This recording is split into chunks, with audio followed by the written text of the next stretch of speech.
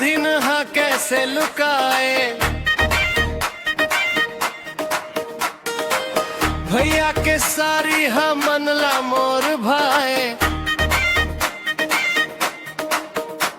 सनान लगे ओ सनान लगे, देख के तोला दिलवा मुस्कान लगे।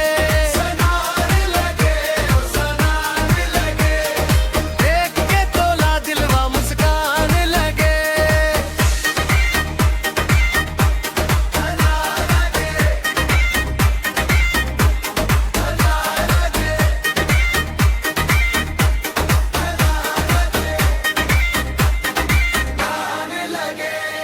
नदिया किनारे गजबे सज धज के, आई समंदी धीरे धीरे लज के।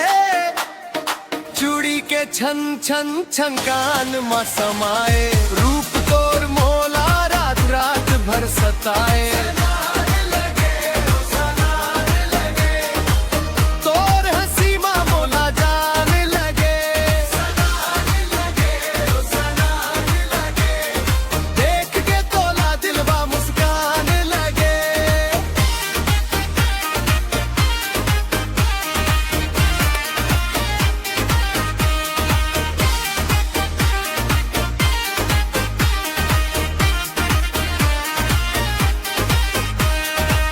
लाल बिंदिया ऊ गजरा सुहाए, चलते हैं नैना मुस्काए।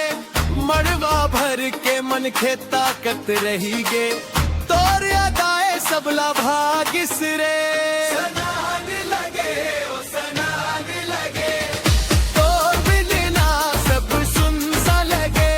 सनान लगे ओ सनान लगे, देख के तोला दिलवा मुस्कान लगे।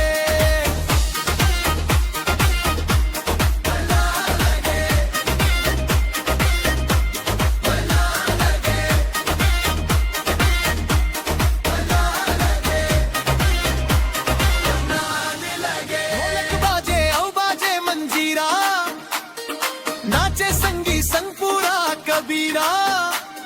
समधी समंदिन हंसी मजाक करे, गांव के माहौल खुशहाल भरे। सनान लगे ओ सनान लगे, आज के